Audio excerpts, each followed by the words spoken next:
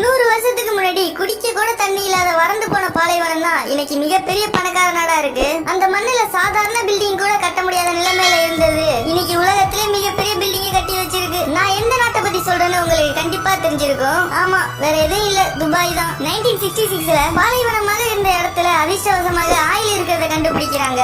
ஆனா பக்கத்துல இருந்த அபுதாபி போன்ற நாடுகளை விட மிக குறைந்த அளவு ஆயில் மட்டும் தான் இங்க எடுத்திருக்காங்க. அங்க ஆட்சி செய்த ஷேக் ரஷீத் நம்ம ஆயில மட்டும் நம்பி இருக்க கூடாது, ஒரு சில வருடத்திலே அந்த ஆயில் நம்ம கிட்ட இருக்காது அப்படின்னு துபாய் வளர்ச்சிக்கு ரொம்பவுமே கஷ்டப்பட்டாரு. துபாயில உள்ள ஜபல் அலின்னு ஒரு இடத்துல மிகப்பெரிய கப்பல் துறைமுகத்தை கட்டி துபாயோட எக்கானமியை உயர்த்துறாரு. அது மட்டும் இல்லாம சிறந்த விமான போக்குவரத்தையும் செய்யறாரு. பிறகு துபாயில டாக்ஸ் ஃப்ரீ ஜோன் அறிவிச்சு வெளிநாட்டு கம்பெனி எல்லாம் இங்க வந்து தொழில் செய்யலாம்னு அது 0% டாக்ஸ் அறிவிக்கிறாரு. இதனாலதான் துபாய் வளர்ச்சி அடைவதற்கு முக்கியமான காரணமா இருந்துச்சு. அது மட்டும் இல்லாமல் உலகின் மிகப்பெரிய விமான நிலையமான துபாயின் அல் மக்தோம் சர்வதேச விமான நிலையத்தின் கட்டுமான பணிகள் முடிவடைந்துள்ளது. இதுவே உலகின் மிகப்பெரிய விமான நிலையமாக இருக்கும். இங்கு கிட்டத்தட்ட 260 மில்லியன் பயணிகளை கையாளும் அளவிற்கு வசதி உள்ளது.